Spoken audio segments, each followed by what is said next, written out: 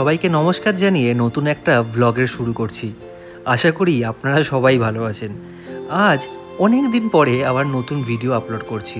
আর এই ভিডিওতে আমি কিন্তু আপনাদের সন্ধান দেব কি করে সবথেকে কম খরচে ধর্মশালা, ম্যাকলডগঞ্জ আর জিয়া ঘুরতে পারবেন। তাহলে প্রতিবারের মতো এবারেও শুরু করা যাক।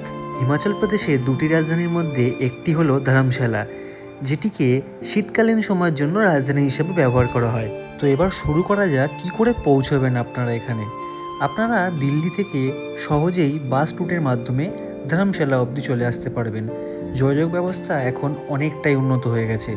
যেমন আমি চণ্ডীগড় থেকে এরকম ডাইরেক্ট HRTCর বাস করেই চলে গেছিলাম ধর্মশালায়। তো এই ভিডিওতে এই সিরিজের পার্ট 1-এ আমি আপনারা কোথায় থাকবেন এবং কি করে ডে 1 কাটাবেন সেই সম্পর্কে আলোচনা করব। প্রথমেই আমি চলে গিয়েছিলাম ভাক্সুনাগে। ভাক্সুনাগ থাকার জন্য যথেষ্ট চিপ এবং এখানকার ভিউ অত্যন্ত সুন্দর।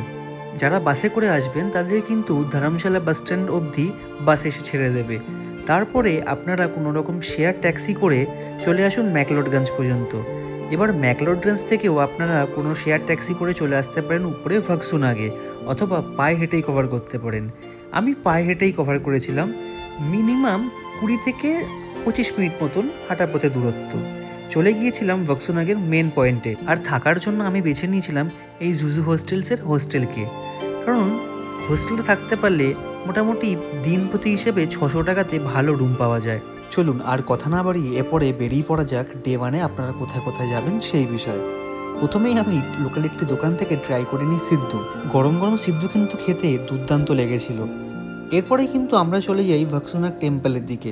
ভাক্সুনাগ টেম্পলে গিয়ে আপনারা আধ ঘন্টা মতন সময় কাটাতেই পারেন এবং ভগবানের দর্শন নিতে পারেন। তারপরে দেখবেন ভাক্সুনাগ টেম্পলের পাশ দিয়েই রাস্তা চলে যাচ্ছে ভাক্সুনাগ ওয়াটারফলের দিকে। আপনারা যতটা সকালে যেতে পারবেন ততটাই ভিড় কম পাওয়া যাবে। আমি যেতে যেতে প্রায় বেলা 12টা বেজে গিয়েছিল, সেই জন্য আপনারা দেখতেই পাচ্ছেন কি ভয়ঙ্কর রকমের ভিড় ছিল। তবে ওখান থেকে যে ভিউটা আমি পেয়েছিলাম সেটা কিন্তু বলে বোঝানোর মতো নয়। আর বৃষ্টির দিনে তো এক কথায় অসামান্য লাগছিল। চলুন এবার ঘুরে দেখা যাক ম্যাকলডগঞ্জ। পায়ে হেঁটে আমি চলে গেলাম ম্যাকলডগঞ্জের মেন চকের দিকে। সেখান থেকেই দলাই লামার টেম্পলের দিকে হাঁটা দিলাম। হাঁটা পথে মিনিট 30 মতন হবে। যাওয়ার পথে কিন্তু এই গার্ডেন খাঙে আপনারা কিছুটা সময় অবশ্যই কাটিয়ে নিতে পারেন। আর দলাই লামার টেম্পল যাওয়ার পথের রাস্তায় দুধার দিয়ে আপনি অজস্র দোকান পেয়ে যাবেন। সেখান থেকে আপনি আপনার ফ্রেন্ডস বা ফ্যামিলির জন্য অনেক কিছু কিনতেই পারেন। চলুন কথা বলতে বলতে আমি দলাই লামা টেম্পলে চলেই এলাম। এবার ভিতরে প্রবেশ করা যাক। আর যাওয়ার পথে কিন্তু আমি একটা নতুন জিনিস লক্ষ্য করলাম। এটা কিন্তু তিব্বতের ন্যাশনাল টিমের ফুটবলের জার্সি। এরপর আমি এই টেম্পলে বেশ কিছুটা সময় কাটিয়ে নিলাম। এখানকার অ্যাম্বিয়েন্স এবং পরিবেশটা অত্যন্ত সুন্দর ছিল। আপনারাই দেখে নিন এখানের দেয়ালের স্কাল্পচারগুলো।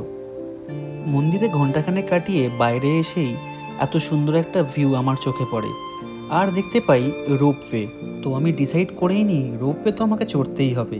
সেই জন্য ধর্মশালার উদ্দেশ্যে আমি 2 ওয়ে হিসেবে টিকিট করিয়ে নিই। 2 ওয়েতে টিকিট আপনার লাগবে 650 টাকা মতন, যেটা কিন্তু অনেকটাই তাড়াতাড়ি আপনাকে ধর্মশালা বাস স্ট্যান্ড অবধি পৌঁছে দেবে। এরপর আমাদের গন্তব্য হবে ধর্মশালা ক্রিকেট স্টেডিয়াম, যার জন্য আমি কিন্তু ধর্মশালা বাস স্ট্যান্ড থেকে মাত্র 10 টাকাতেই সরকারি বাসে করেই পৌঁছে গেছিলাম।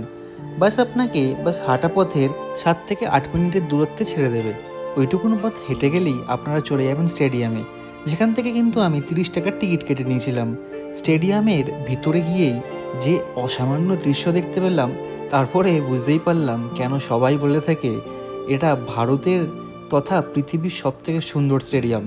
যদিও আমার লাকটা একটু খারাপ ছিল, কারণ সেদিন সকাল থেকেই বেশ ভালো পরিমাণে মেঘ জমেছিল।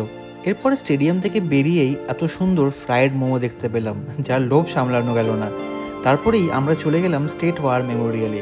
সেখানে কিছুটা ঘুরেই এবার ফেরার পথে বাস ধরলাম। আসবার সময়ও কিন্তু সেম সরকারি বাসই সবথেকে রিলায়েবল ভরসাযোগ্য অপশান। সরকারি বাসে করেই আমি চলে এলাম ধর্মশালা বাস স্ট্যান্ড অবধি। এরপর আমি যে রিটার্ন টিকিটটি কেটেছিলাম সেটার মাধ্যমে চলে গেলাম রোপওয়ে করে ম্যাকলডগঞ্জে।